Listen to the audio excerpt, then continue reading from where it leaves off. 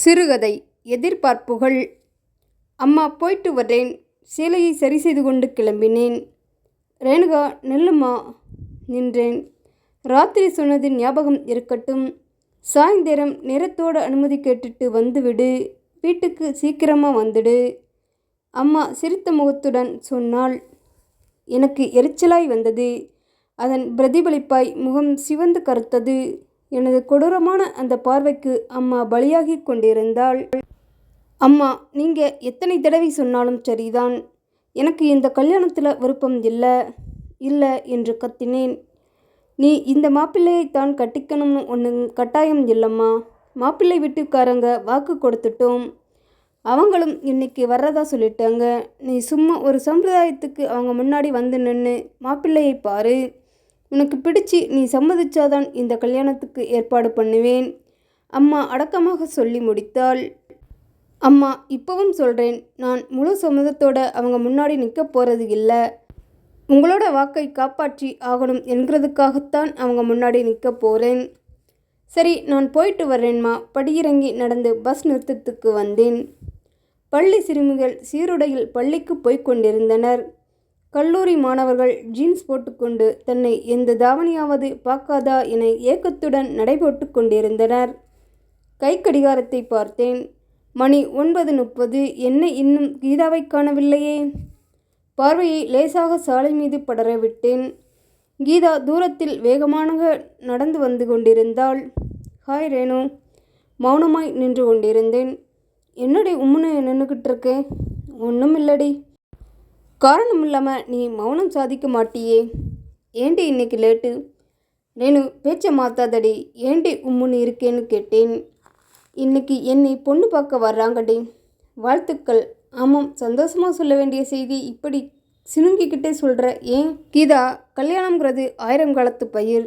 நாம் அந்த வலையில் அவசரப்பட்டு விழுந்துவிடக்கூடாது.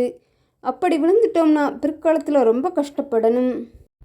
மாப்பிள்ளைங்கிறவன் நமக்கு வாழ்க்கையில் நண்பனாக வரப்போகிறவன் இல்லை, கணவனாக அமைய போகிறவன். இவ்வளவு நாளாக உன் கூட பழகிறேனே தவிர உன்னை பற்றி புரிஞ்சிக்கவே முடியலடி.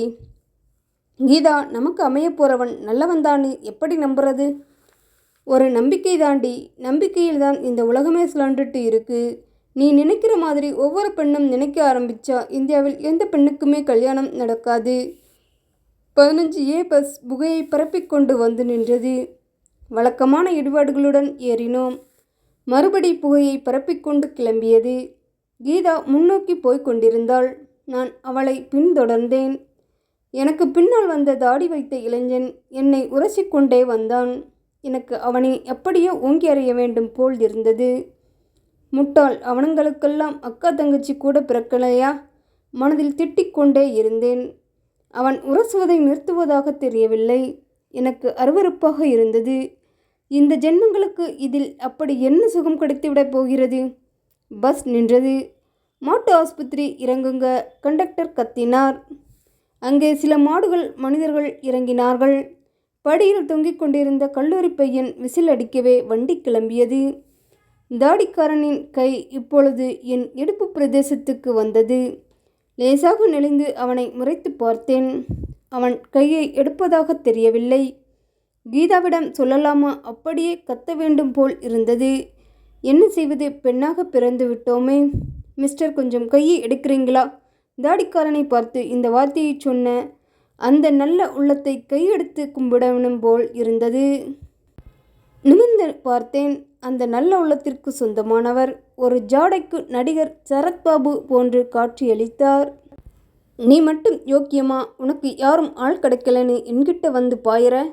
தாடிக்காரன் அந்த நல்ல உள்ளத்திடம் பாய்ந்தான். என்னடா சொல்கிற பொம்பளை பொறுக்கி நாயே? தாடிக்காரனை ஓங்கி அறைந்தார். நீதான் பொம்பளை பொறுக்கி. டேய், இவனை அடிங்கடா என்று தாடிக்காரன் கத்தவே அவன் நண்பர்கள் அந்த நல்ல உள்ளத்தை சின்ன பின்னமாக்கினார்கள். அடுத்த நிறுத்தத்தில் வண்டி நின்றது. நானும் கீதாவும் இறங்கி மௌனமாக நடந்து கொண்டிருந்தோம். கீதா, பாத்தியாடி, யாரோ பாவம் எனக்காக வந்து அவர் அடி வாங்கிக்கிட்டு போகிறாரு. சீச்சி, நல்லவங்களுக்கு காலம் இல்லைடி. ஆஃபீஸ் வந்துவிட்டது. அதன் பின் டப் டப் என்று உஷாவின் விரல்கள் தட்டெழுத்து எந்திரத்தில் நடனம் ஆடிக்கொண்டிருந்தது. அம்மா சொன்னது போல் 4 மணிக்கு அலுவலகத்தில் அனுமதி கேட்டுவிட்டு வீட்டுக்கு வந்தேன். அம்மா அடுப்படியில் கேசரியும் பஜ்ஜியும் பண்ணி கொண்டிருந்தாள். எனக்கு கோபமாய் வந்தது. இடையிடையே அந்த நல்ல உள்ளத்தின் முகம் நினைவுக்கு வந்தது. ரேணு வந்துட்டியாமா? அம்மா குழைந்தாள். போய் முகம் கழுவிட்டு மாடியில் பட்டுச்சேலை வச்சிருக்கிறேன், எடுத்து கட்டிட்டு தலையை சீவிக்கமா. அம்மாவை முறைத்து கொண்டே மாடிக்கு போனேன். அம்மா மறுபடியும் அடுப்படையில் நுழைந்து கொண்டாள். மணி 6. அம்மா எனது அறைக்கு ஓடி வந்தாள். ரேணு, என்னம்மா இன்னும் பட்டுச்சேலை கட்டாமல் உட்கார்ந்து இருக்க? மாப்பிள்ளை வீட்டுக்காரங்க எல்லாம் வந்து முன் அறையில் இருக்காங்க, சீக்கிரம் கிளம்புமா. நீ போமா, நான் கிளம்புறேன். அம்மா போனாள். பட்டுச்சேலையை கட்டிக்கொள்வதற்கு மனம் இல்லாமல் ஜன்னல் திரையை விலக்கிக் கொண்டு அறையை நோக்கினேன். பஸ்ஸில் எனக்காக அடி வாங்கிய அந்த நல்ல உள்ளம் கேசரியை எடுத்து வாயில் வைத்து கொண்டிருந்தது. கோடி மலர்கள் எனது உடலில் பூத்து குலுங்கியது போன்ற உணர்வு ஏற்பட்டது. பட்டுச்சேலையை அவசர அவசரமாக கட்டிக்கொண்டு மகிழ்ச்சியுடன் வரவேற்பறையை நோக்கி ஓடினேன்.